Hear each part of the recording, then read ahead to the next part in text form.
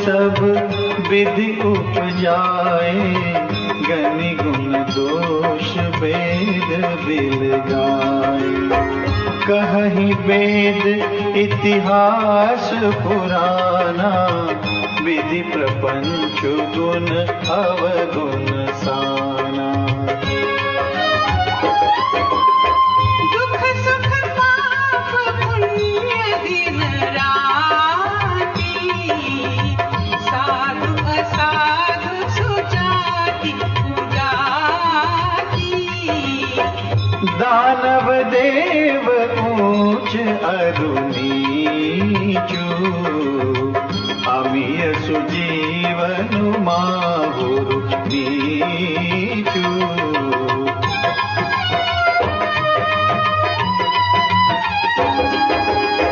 माया ब्रह्म जीव जगदीशा, लक्ष्य लक्षित रंग अवनीसा।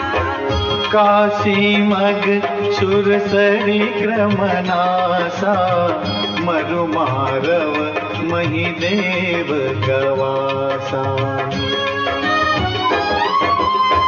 सरगण रख अनुराग विरागा, निगमागम गुण दोष विभागा।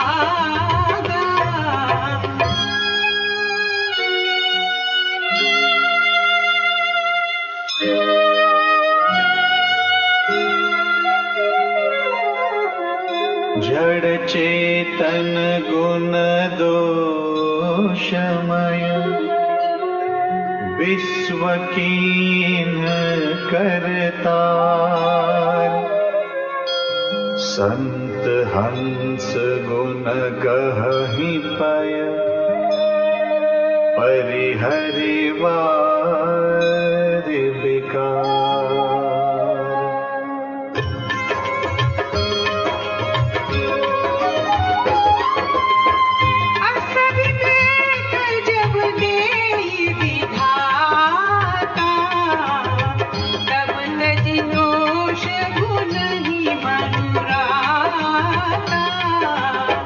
काल स्वभाव करम बरियाई, भले प्रकृति बस चुक। तो खल के जो अग हैं और अवगुण हैं और साधु के जो गुण हैं, ये दोनों ही अपार समुद्र हैं। न बुराई का कहीं पार मिलता है, न अच्छाई का कहीं पार मिलता है। यहाँ तो थोड़े से गुण दोष बता दिए, ते कछु गुण दोष बखाने। इसीलिए थोड़े थोड़े से दोनों को नमूने, क्योंकि वर्णन तो रामचंद्र भगवान का करना है, कोई साधु असाधु का तो वर्णन नहीं करना है। ये तो प्रसंग बस आ गया तो थोड़ा सा गुण दोष उनका वर्णन कर दिया, इसलिए संग्रह त्यागन बिनु पहचाने। तुम्हें साधुता अपने अंदर लानी होए, अच्छाई लानी होए, तो जो साधुओं के अच्छे अच्छे गुण हैं वो अपने अंदर लाओ, और दुष्टता को त्यागना होए तो उसको त्यागो। पहचान लो कि इसका नाम दुष्टता है और इसका नाम साधुता है। तो बाबा चाहे अच्छा हो चाहे बुरा, दोनों ब्रह्मा की संतान हैं, दोनों विधि की संतान हैं। ये तो वेदों ने इसका नाम दोष है, इसका नाम गुण है, ऐसा गिन गिन करके उनको अलग कर दिया है। वेद इतिहास पुराण इनका ये कहना है कि संसार में जो कुछ विधाता का ये प्रपंच बनाया हुआ है, इसमें गुण और अवगुण सब में मिले रहते हैं।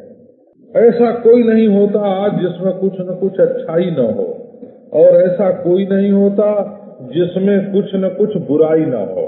तो प्रेम होए तो अच्छाई अच्छाई ग्रहण कर लेते हैं, बुराई छोड़ देते हैं, और द्वेष हो तो बुराई बुराई ग्रहण कर लेते हैं और अच्छाई छोड़ देते हैं।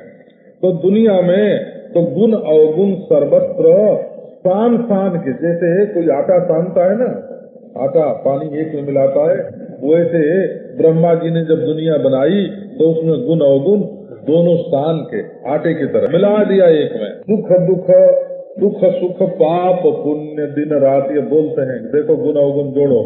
जहाँ सुख है वहाँ दुख है, जहाँ दुख है वहाँ सुख है, जहाँ पाप है वहाँ पुण्य भी है और जहाँ पुण्य है वहाँ पाप भी है। ये असल में जैसे धूप के बिना छाया नहीं होती ना, वैसे खुले में पाप नहीं रहता। जब बाहर से पुण्य करेंगे तब भीतर पाप छिपेगा। पाप बिना आश्रय के नहीं रहता हो। पुण्य तो खुले में रहता, अकेले रहता है, लेकिन पाप खुले में अकेले में नहीं रहता है। जहाँ पाप होगा, पाप और पुण्य, सुख और दुख और दिन और रात और अच्छे और बुरे, साधु और असाधु, सुजाति और कुजाति, दान और देव, ऊंच नीच, अमृत और संजीवनी बूटी, माहुर और मीच, माहुर माने जहर, और मृत्यु, माया, ब्रह्म, जीव, जगदीश, लक्ष्मी और अलक्ष्मी, गरीबी और धनी पर, रंक यवनीता, रंक और राजा, काशी मग, काशी और काशी के उस पार, तुरंत ही गंगा जी के इस पार काशी, तो गंगा जी के उस पार मगध। देखो एक अच्छा देश और एक बुरा देश। सूरत सारी क्रमनाशा, एक और गंगा जी बहती हैं तो दूसरी ओर कर्मनाशा बहती है। पहले हमारे गांव के तरफ के लोग जब गया जी जाते थे तो बीच में करना, तो कर्मनाशा में पाँव न रखें कि कर्मनाशा में पाँव रखने से तो सब पुण्य नष्ट हो जाते हैं। तो कर्मनाशा के किनारे के जो लोग पानी में थोड़ा होता है, गरीब गरीब लोग होते, तो अपने कंधे पर बैठा बैठा के उनको पार करते कि कर्मनाशा नदी में पाँव मत रखो, पैसा लेते और पार करते। कर्मनाशा में कोई पाँव ही नहीं रखता, वो जाके गंगा जी में मिलती है। तो काशी मग सुर सरी क्रमनाशा, मरु मारव महिदेव गवासा। मरु देश, मारव देश, महिदेव माने ब्राह्मण और गवासा माने कसाई, जो गाय खाए तो कसाई। सब तो दुनिया में रहते हैं ना। सरग नरक अनुराग विरागा, इसी में स्वर्ग है, इसी में नरक है, इसी में अनुराग है और इसी में वैराग्य है। ये सब दुनिया ही तो है ना। बोले निगमागम गुण दोष विभागा, बोले ये अच्छा है ये बुरा है, कैसे समझे? अगर सब लोग बुराई को बुराई समझ, लोग समझते कि नरक बहुत बुरा है, तो क्यों नरक में जाने का काम करते? बोले स्वर्ग बहुत अच्छा है, तो सब लोग स्वर्ग ही में जाने का काम करते। लेकिन किसी को नरक जाना पसंद होता है, किसी को स्वर्ग जाना पसंद होता है। बोले अब 1000 जन्म नरक में रहेंगे लेकिन तुमको तो मार के छोड़ेंगे, हैं? ऐसे बोलते हैं। तो ये क्या है? बोले निगमागम गुण दोष विभागा, ये एक ही परमात्मा में जो गुण दोष का विभाग है, इसको निगम और आगम ने माने शास्त्र ने रचा है। शास्त्र ने अध्यारोप और अपवाद के द्वारा ये भेद बनाया है। जड़ चेतन गुण दोषमय विश्व कीन करतारो, संत हंस गुण गहि पयो परिहरि बारि विकारो। चाहे जड़ हो चाहे चेतन, सब में गुण दोष दोनों रहते हैं, क्योंकि विधाता ने, करतार ने ये विश्व बनाया ही ऐसा है। तो इसमें संत पुरुष क्या करते हैं कि संत हंस गुण गहि पयो परिहरि बारि विकारो। जैसे हंस पानी में से दूध पी लेता है और पानी छोड़ देता है, इसी प्रकार संत जो हैं सब में गुण देख लेते हैं और दोष छोड़ देते हैं।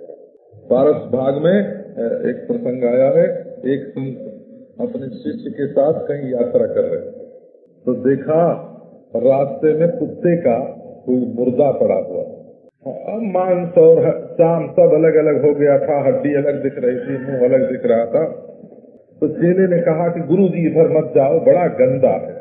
तो गुरुजी ने कहा देखते नहीं हो उसके दांत कैसे चमक रहे हैं और हड्डी कैसे कैसे सफेद हैं, इतने बढ़िया दांत बिना पुण्य के थोड़े ही मिले होंगे, है ना? भले ही पाप से कुत्ता हुआ, लेकिन इतने बढ़िया दांत तो बिना पुण्य के नहीं मिले होंगे ना। तो उनको उसमें सफेद सफेद दांत दिखाई पड़ा और चेले को उसमें मांस का लोथड़ा दिखाई पड़ा। अरे सब में गुण और सब में दोष होता है भाई। संत हंस गुण गहि पय, संत तो हंस के समान है, वो दूध रूपी दूध के समान जो गुण है उसको ग्रहण कर लेते हैं और बारी विकार का, पानी का त्याग कर देते हैं, विकार का त्याग कर देते हैं। किसी में कोई विकार है तो उसको छोड़ देते हैं। सब चीज उनको ऐसी दिखती है। बोले भाई का इनकी आँख तो खराब हो गई है, का सिर कैसा बढ़िया चमक रहा है। देखो ना, नजर ही तो है ना अपने। जब ब्रह्मा ऐसा विवेक देता है, ऐसी बुद्धि देता है मनुष्य को, तब दोष छोड़ करके मनुष्य का मन गुण में प्रेम करता है। तो देखो, अगर दोष करने से कुछ ज्यादा सुख मिलता होता तो आदमी दोष करता। जब दोष और गुण बराबर ही हैं, तो गुण छोड़ करके दोष में क्यों लगे? तो गुण में ही लगना चाहिए ना। तो जब विवेक का उदय होता है, देखो जब एक काम सच बोलने से भी हो रहा हो और झूठ बोलने से भी हो रहा हो, तब भले मानुष को, विवेकी मनुष्य को क्या करना चाहिए? सच बोल के करना चाहिए ना। वही लाभ जब साहूकारी से भी हो रहा है और चोरी से भी हो रहा है, तो चोरी क्यों करना, साहूकारी करना ना। तो नारायण, ये दोष में बड़े बड़े दुख हैं और गुण में बड़े बड़े सुख हैं। जब इसका विवेक हो जाता है तब मनुष्य का मन गुण में रमता है, दोष में नहीं रमता।